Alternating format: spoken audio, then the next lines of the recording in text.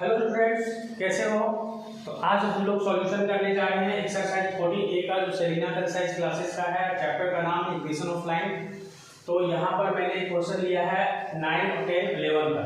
ये तीन क्वेश्चन अभी इस वीडियो में मैं सॉल्यूशन कर रहा हूँ। तो देखिए, इसके पहले जो है 8 तक का सॉल्यूशन हो चुका है, 1 to 8 का, और इस वीडियो में मैं 9, 10 और 11 सॉल्यूशन करने जा रहा हूँ। तो देखिए, पहला question, the point P divide the joint 2 - 3, 6 in the ratio 2, 3 does P lie on the line। तो सबसे पहली बात क्या है कि दो पॉइंट है। एक पॉइंट का नाम है, कोऑर्डिनेट दिया है 2, 1 और दूसरा कोऑर्डिनेट दिया है -3, 6। तो इससे एक लाइन ज्वाइनिंग हो रहा है, और ये जो लाइन ज्वाइनिंग है कोई तीसरा पॉइंट है P, जिसको ये 2:3 में काटता है। तो 2:3 में काटने का मतलब हुआ कि इस लाइन को हम लोग 5 भाग में बांट लेंगे। तो देखिए, 1 भाग, 2 भाग, 3 भाग, 4 भाग और 5 भाग हो गया। अब इसमें ना, जहां से देखिए, यहाँ से 1 भाग और इधर से 1 भाग, 2 भाग हो गया, इधर से 1, 2, 3 भाग, यानी 3 पार्ट इधर हुआ। तो इस जगह पे हम लोग पॉइंट दे देंगे x और y का। इसलिए m1 का जो कोऑर्डिनेट आया है 2 आया है, सॉरी, m1 का जो वैल्यू होगा 2 होगा, m2 का वैल्यू 3 होगा। तो यहाँ पर हम लोग अप्लाई करेंगे सेक्शन फार्मूला, और सेक्शन फार्मूला अप्लाई करके इस कोऑर्डिनेट को, p का कोऑर्डिनेट x और y निकालेंगे। तो सेक्शन फार्मूला जो होता है वो क्या होता है, अगर हमको x कोऑर्डिनेट निकालना है तो क्या करते हैं, m2 इंटू x1 करते हैं प्लस m2 इंटू x2 करते हैं। तो m1 का जो वैल्यू है और अपॉन में क्या करते हैं, m1 प्लस m2। तो देखिए, m1 का जो m2 का जो वैल्यू 3 था, 3 रख दिए, x1 का वैल्यू क्या था 2, यहाँ 2 लिखे, प्लस m1 का वैल्यू 2 था और x1 का वैल्यू क्या था, x2 का जो वैल्यू है -3 वो रखे। तो 3 2 6 हो गया, 3 2 -6 अपॉन में 5। तो 3 2 6 और -6 ये कट गया, तो हम लोग को क्या मिला, 0 अपॉन में 5। तो इस तरह से x का कोऑर्डिनेट हम लोग को यहाँ का मिल गया अकॉर्डिंग टू सेक्शन फार्मूला। अब हम लोग क्या करेंगे, y कोऑर्डिनेट निकालेंगे। y कोऑर्डिनेट निकालेगा section according to section formula क्या होता है कि m2 इंटू y1 प्लस में m1 इंटू y2 अपॉन में x1 m1 प्लस m2। तो वो फार्मूला हम लोग यहाँ सेट कर देंगे। फिर m1 का जो वैल्यू है, जैसे यहाँ पर हम लोग m2 का वैल्यू 3 है तो 3 इंटू 2 कर दिए, और m2 का जो m1 का वैल्यू 2 है तो 2 इंटू 6 कर देंगे।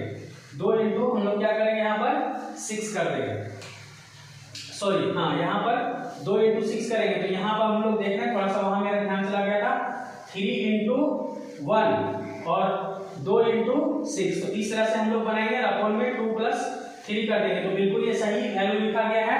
अब इसमें क्या करेंगे, 3 1 जा 3 और 6 2 जा 12, और 12 प्लस 3 क्या था 15 अपॉन में 5। तो ये 5 3 जा 15 कैंसिल हो गया, तो 3 आ गया। तो ये सारा वैल्यू हम लोग पुट करके जो वैल्यू निकाले, x का कोऑर्डिनेट वो 0 निकाले, इसमें y का कोऑर्डिनेट हम लोग 3 निकाले। अब क्या करेंगे कि x और y का जो भी वैल्यू निकला है वो हम लोग पुट कर देंगे इस गिवन इक्वेशन के LHS में। तो यहाँ पर हम लोग x - 5y + 15, x in place of x में 0 पुट कर देंगे, 5 × 3 + 15। तो 5 3 जा 15, -15 + 15 कैंसिल होगा, 0, which is equal to RHS। तो RHS हम लोग का मिल गया स्टूडेंट। इस तरह से हम लोग देख रहे हैं कि जो P जो है वो लाई कर रहा है on the line x - 5y + 15 = 0। तो ये जो है, यही इसका सॉल्यूशन होगा कि ये लाई करेगा। मतलब इन दोनों का जो कोऑर्डिनेट है, जो जहां पे इन दोनों का जो P डिवाइड कर रहा था जो पॉइंट, उस P का कोऑर्डिनेट निकाल करके, चूंकि ये जब लाई करेगा तो ये दोनों को सेटिस्फाई कर गया, इसलिए इसका सेटिस्फाई कर गया। तो इन दोनों का वैल्यू जब यहाँ रखते हैं तो 0 आ गया। दैट मींस जो P का कोऑर्डिनेट है वो हमारा सेटिस्फाई कर रहा है इसमें।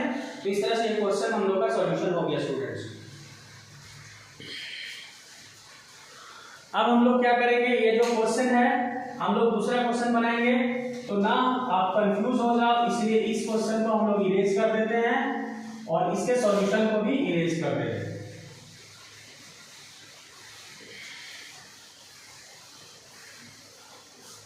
अब हम लोग का क्वेश्चन आ गया यहाँ पे 10 में क्या बोला है कि the line segment joining the point 5 - 4 2 2 is divided by the point Q in the ratio 1 to, does the line x - 2y = 0 contain Q। तो सेम क्वेश्चन है, इसमें भी उसी तरह का प्रोसेस से बनाना है कि दो पॉइंट हम लोग ले रहे हैं, जो एक लाइन, दो पॉइंट से एक लाइन सेगमेंट ज्वाइन हो रहा है। ए जिसका कोऑर्डिनेट मान लेते हैं 5 4 -4, और एक बी पॉइंट है जिसका कोऑर्डिनेट हम लोग 2 2 मान लेते हैं, और यहाँ पर एक पॉइंट दे देते हैं क्यू, तो ये देखिए 1 2 लिखा है 1 2, यहाँ देखिए रेशियो 1 2, दैट मीन्स ये 3 पार्ट में डिवाइड होगा 1 2 और 3, तो 1 2 का मतलब क्यू कोऑर्डिनेट यहीं पर आ जाएगा। इसका पहले कोऑर्डिनेट निकालें, तो वही सेक्शन फार्मूला हम लोग अप्लाई करेंगे इसमें भी। तो x इक्वल टू, देखिए इसमें m का जो वैल्यू है वो हम लोग का m1 का वैल्यू 1 हो जाएगा और m2 का जो वैल्यू है वो हम लोग का 2 हो जाएगा, जो कि यहाँ रेशियो दिया था 1:2। 1:2 में क्यों हमारा डिवाइड हो रहा है, इन दोनों पॉइंट को डिवाइड कर रहा है। तो यहाँ पर फार्मूला के अकॉर्डिंग क्या होगा, m1 इंटू x1, देखिए m1 को x2 से मल्टीपल कर देते हैं और m2 को x1 से मल्टीपल कर देते हैं, अपॉन में m1 प्लस m2 कर देते हैं। तो यहाँ m1 का वैल्यू क्या है 1 है और इंटू x2 का वैल्यू क्या है 2 है, तो 2 लिख देंगे, प्लस m2 का जो वैल्यू है 2 है और x1 का वैल्यू क्या है 5 है, तो यहाँ लिख देंगे और m1 प्लस m2 करेंगे तो 1 प्लस 2 हो जाएगा। तो फाइनली हम लोग को 2 एकम 2 प्लस 5 में 10 और यहाँ पे 3, तो कितना हो गया 10 2 12 बटा 3, तो 3 चौक 12 यानी 4 आ गया। अब इसी तरह से y का कोऑर्डिनेट निकालेंगे by according to section theorem, तो फिर क्या आ जाएगा m1 into y2 plus m2 into y1 upon में m1 प्लस m2। तो अब m1 का वैल्यू क्या है 1 है और y2 का वैल्यू क्या है 2 है, प्लस m2 का वैल्यू क्या है 2 है और m1 का वैल्यू क्या है y1 का वैल्यू क्या है -4, तो वो यहाँ लिख देंगे इंटू अपॉन में m1 का वैल्यू कितना है 1 प्लस m2 का वैल्यू है 2। तो वो सारा वैल्यू यहाँ पुटअप करने के बाद क्या आता है देखते हैं, 2 एकम 2 -4 दूनी 8 अपॉन में 3, तो 8 में 2 जाएगा 6, लेकिन चूंकि बड़ा डिजिट के आगे माइनस का साइन है तो माइनस देंगे और 3 3 दूनी 6 यानी यहाँ आ गया -2। अब ये जो x का जो वैल्यू आया 4 और y का जो कोऑर्डिनेट आया 2, वो देख लेंगे कि इसमें हमारा लाई कर रहा है।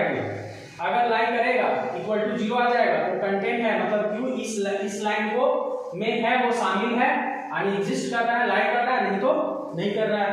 तो हम लोग क्या करेंगे, put x equal to 4 and y equal to -2 in given equation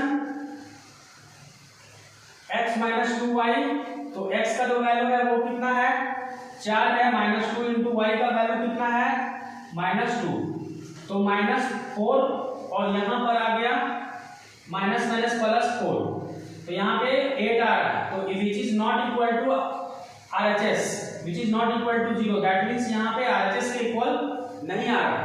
तो हम लोग क्या कहेंगे कि नो, है ना, नो Q doesn't contain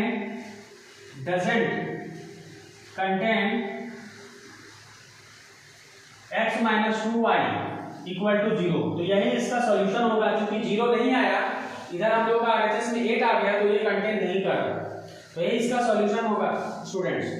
अब इस क्वेश्चन को आप लोग नोट कर लो, फिर क्या करेंगे इस क्वेश्चन, ये हम लोग का क्वेश्चन हो गया, तो इसका क्वेश्चन इरेज कर देते हैं और इसका सॉल्यूशन भी इरेज कर देते हैं।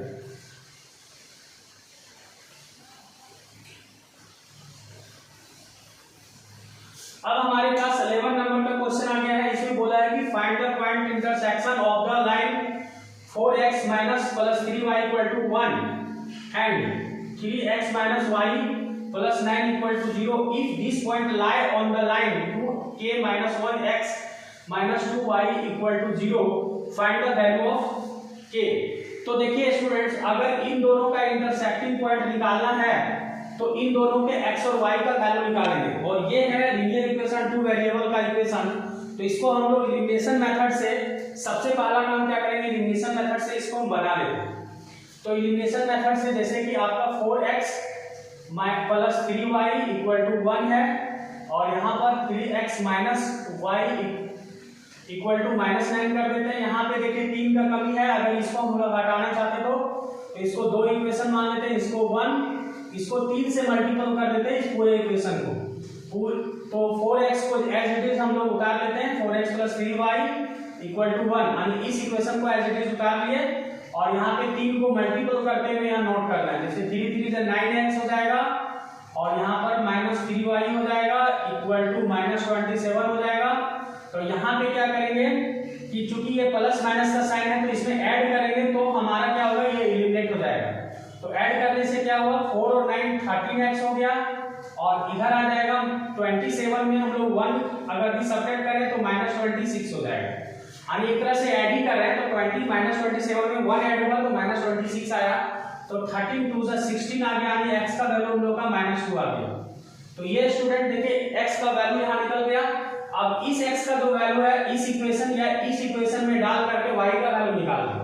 तो यहाँ पर हम लोग लिख देते हैं put x equal to -2 in equation number 1। तो 1 हम लोग का क्या है, 4x plus 3y equal to 1। तो 4 इंटू x का वैल्यू क्या रख देंगे, -2 प्लस 3y इक्वल टू 1। तो -8 प्लस 3y इक्वल टू 1। तो 3y equal to 1 minus plus 8।